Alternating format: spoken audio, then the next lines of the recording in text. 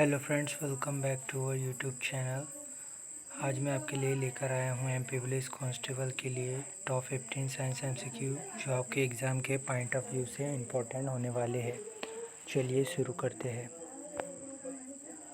आज का हमारा पहला क्वेश्चन है, वायुयान खड़े लूप में हवाई करतब दिखा सकता है। इस ऑप्शन ए घर्षण बल के कारण, ऑप्शन बी ऊष्मा वेग के कारण, ऑप्शन सी अभिकेंद्री बल के कारण, ऑप्शन डी विद्युत बल के कारण।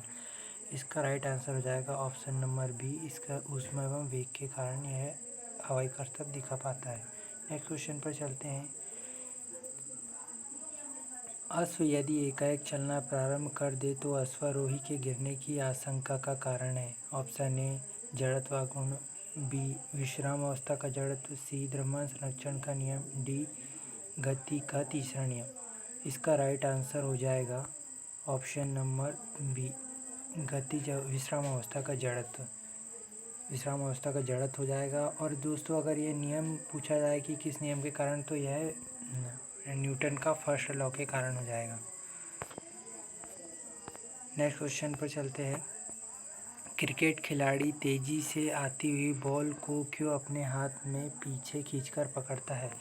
ऑप्शन ए बॉल विश्राम स्थिति में आ जाती है, ऑप्शन बी बॉल त्वरित स्थिति में रह सकती है, सी हो सकता है कि उसे कम बल लगाने की आवश्यकता हो, ऑप्शन डी हो सकता है उसे अधिक बल लगाने की आवश्यकता हो। इसका राइट आंसर हो जाएगा ऑप्शन नंबर ए, बॉल विश्राम अवस्था की स्थिति में आती है। चलिए नेक्स्ट क्वेश्चन पर चलते हैं।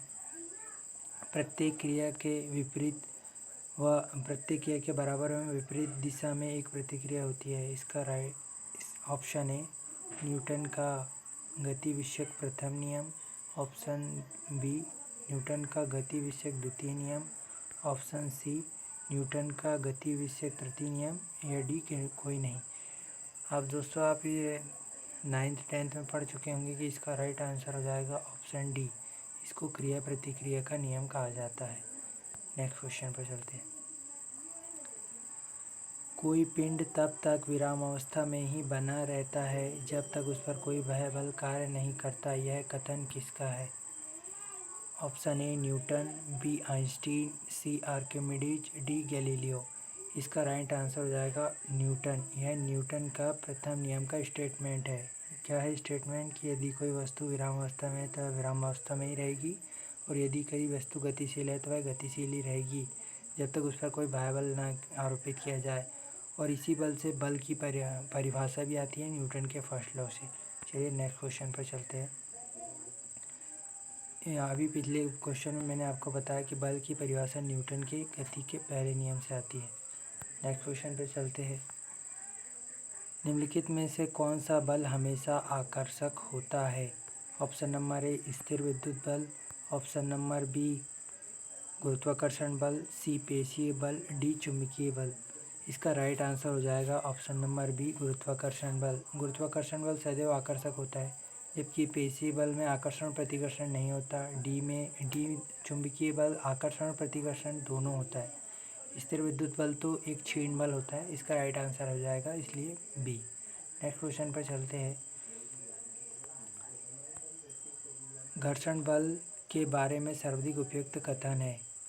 ऑप्शन ए यह एक संपर्क बल है जो दो या दो से अधिक सतह के बीच अन्योन्य क्रिया उत्पन्न करता है। ऑप्शन नंबर बी दो सतहों के आने पर उसकी गति के विरोध के रूप में कार्य करने वाला बल घर्षण बल कहलाता है। ऑप्शन नंबर सी घर्षण बल और श्यान बल एक ही प्रकार के बल है। ऑप्शन नंबर डी उपरोक्त में से सभी कथन सत्य। इसका राइट आंसर आएगा ऑप्शन नंबर डी। यह यहाँ ऑप्शन नंबर ए देख लेते हैं। यह संपर्क बल है, ये बिल्कुल सही है। ऑप्शन नंबर ए बी दो संपर्कों में मतलब घर्षण बल एक संपर्क बल है, और घर्षण बल एवं श्यान बल एक ही प्रकार के होते हैं। जो श्यान बल होता है वो द्रवों के बहने का विरोध करता है। नेक्स्ट क्वेश्चन पर चलते हैं। निम्न में से कौन सा एक केंद्रीय बल का उदाहरण है।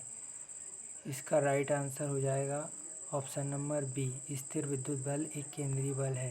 नेक्स्ट क्वेश्चन पर चलते हैं। जब दूध को भिगोया जाता है तो उससे मक्खन अलग हो जाता है, इसका कारण है। ऑप्शन नंबर ए गुरुत्वाकर्षण बल, ऑप्शन नंबर बी घर्षण बल, ऑप्शन नंबर सी केंद्रीय पराशरी बल, ऑप्शन नंबर डी ऊष्मा। दोस्तों इसका राइट आंसर हो जाएगा ऑप्शन नंबर सी केंद्रीय पराशरी बल। अगर यह पूछा जाए कि दूध से मक्खन अलग करने की प्रक्रिया क्या कहलाती है, तो इस प्रक्रिया को अपकेंद्रण कहते हैं। नेक्स्ट क्वेश्चन पर चलते हैं। स्थिर विद्युत बल किस प्रकार के बल का उदाहरण है? स्थिर विद्युत बल यह एक विद्युत चुंबकीय बल है। इसका राइट ऑप्शन होगा ए। नेक्स्ट क्वेश्चन पर चलते हैं। जीवों की मांसपेशियों द्वारा किसी वस्तु पर लगाए जाने वाले बल को कहा जाता है। तो दोस्तों क्वेश्चन से स्पष्ट है कि इसका राइट आंसर मांसपेशियों द्वारा बल लगाया जा रहा है, तो इसका राइट आंसर हो जाएगा ऑप्शन नंबर ए पेशीय बल। नेक्स्ट क्वेश्चन पर चलते हैं। पृथ्वी का परिक्रमण, स्वरित्र का कंपन, घड़ी की सुइयों की गति आदि किस गति के उदाहरण हैं? ऑप्शन नंबर ए सरल रेखीय गति, बी वृत्तीय गति, सी कंपन की गति, डी आवर्ती गति। इसका राइट आंसर आएगा ऑप्शन नंबर डी आवर्ती गति। नए क्वेश्चन पर चलते हैं। वॉशिंग मशीन किस सिद्धांत पर कार्य करती है? इसका ये ऑप्शन नंबर ए विसरण, बी अपकेंद्रण, सी परासरण, डी अभिकेंद्रण। इसका राइट आंसर हो जाएगा अपकेंद्रण।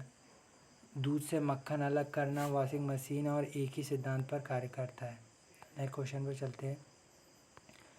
ध्रुवों पर गुरुत्वीय त्वरण जी का मान ऑप्शन नंबर ए घटता है, बी समान रहता है, सी शून्य होता है, डी अधिकतम होता है। तो इसका राइट आंसर हो जाएगा डी। ध्रुवों पर गुरुत्वीय त्वरण का मान अधिकतम होता है और भूमध्य रेखा पर जी का मान न्यूनतम होता है और पृथ्वी के केंद्र पर जी का मान शून्य होता है। चलिए नेक्स्ट क्वेश्चन पर चलते हैं। तो दोस्तों आज की क्लास हमारी यहीं पर ख़त्म होती है। अगर आपको वीडियो पसंद आए तो लाइक शेयर एंड सब्सक्राइब करें और कमेंट करना ना भूलें। जय हिंद, जय भारत।